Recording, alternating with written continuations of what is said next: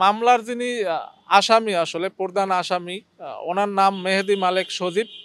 উনি গুলশান অভিজাত এলাকার গুলশান ক্লাবের একজন পরিচালক। উনি আসলে মদ্যপান অবস্থায় গাড়িটা চালায় আসছিল। ঘটনার তারিখটা ছিল 30 তারিখ, চাঁদ রাতের আগের দিন, রাত আনুমানিক 11:30টার সময়। কিন্তু ওই দিন আমার গার্ড দিন মোহাম্মদ কর্মরত ছিল ডিউটি অবস্থায়। এমতো অবস্থায় উনি রোড পার হইতেছিল প্রেসক্রিপশন পয়েন্টের সামনে দিয়া। তো এমন অবস্থায় ওই গাড়িটা দ্রুত গতিতে এসে ওই আমার সিকিউরিটিকে সজোরে ধাক্কা দেয়।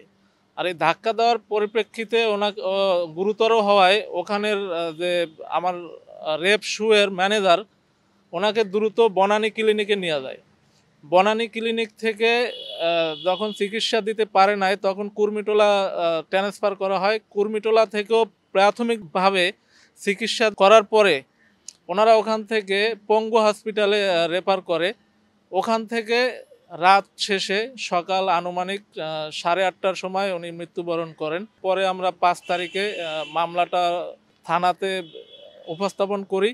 ওনারা মামলাটা গ্রহণ করে, কিন্তু আমাদের বিলম্ব হওয়ার কারণ ছিল আমরা সিসি ক্যামেরা ফুটেজ তদন্ত সাপেক্ষে গাড়ির নাম্বার বের করে তারপর আমরা আসলে এজাহার দায়ের করি। তা পরবর্তীতে মামলার আয়ু যিনি আছেন, উনি আমাকে আসলে কোনো ধরনের সহায়তা করতে দেখি নাই। আমি পরবর্তীতে ওনার কাছে খবর নিলেও আসলে উনি কোনো সঠিক কোনো তথ্য আমাকে দেয় নাই। আল জাজিরার এক সাংবাদিক এটা নিয়ে ফেসবুকে যখন পোস্ট করে, তখন আমি জানতে পারি যে উনি আদালতে হাজিরও দিছিল এবং উনি হাজির দেওয়ার পর জামিনও হলো, অথচ আমি বাদী হয়েও বিষয়টা কিছুই জানতে পারি নাই। পরবর্তীতে এটা নিয়ে যখন প্রতিবাদভাবে আল জাজিরা সাংবাদিক আবার লেখালেখি করলো, তখন আবার ওনাকে কাস্টডি দিল। অ্যাক্সিডেন্টটা হওয়ার পরে ওনার মনের ভিতরে একটু অনুতপ্ত ছিল না যে এই লোকটা গাড়ির নিচে পড়লো, আমি একটু দাঁড়াই বা কোথাও চিকিৎসার জন্য পাঠাই বা নিজে থাকি, এ ধরনের মনোভাবও তার ভিতরে ছিল না। যে গরিবের কোনো মূল্য নাই, গরিবরা কি কোনো বিচার পাবে না? আবার আমি এই মামলার বাদী, অথচ আমি কোনো কিছু জানতে পারি না। মামলার আয়ু আমাকে কোনো ধরনের হেল্প করতেছে না। আমি আরও একটা ফেসবুকের নিউজের মাধ্যমে জানতে পারি, আল জাজিরার সাংবাদিক উনি রিপোর্টটা করছেন যে উনি স্পেশাল পুট আপ নিয়া স্পেশালভাবে কিভাবে জামিন নিল, বাদী যেখানে কিছুই জানে না। বাদী এখন পর্যন্ত একটা হত্যা মামলার আসামি কিভাবে এভাবে জামিন পায়, আমি কিছু বুঝতে পারতেছি না। টাকা আছে বলেই কি সব কিছু সমাধান হয়ে যাচ্ছে?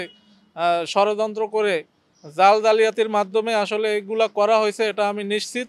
তাদের কার্যকলাপে আমি এটাই বুঝতে পারতেছি যে আসলে এটা জাল জালিয়াতির মাধ্যমেই হয়েছে। সব প্রস্তুতি নিচ্ছি, আমি আদালতে আমি উঠবো বিষয়টা নিয়ে। ভিকটিম যিনি মারা গেছেন, ওনারা 2টা সংসার। ওনার ছোট সংসার থেকে একটা ছেলে এবং ওনার ওয়াইফ এসে থানা পুলিশের সাথে আতাত করে কোর্টের মাধ্যমে আপুশ করছে সামান্য কিছু টাকার বিনিময়ে। কিন্তু আসলে বিষয়টা আমি বাদী হয়ে, অথচ আমি কিছু জানতে পারলাম না, আমাকে কিছু জানাইলো না।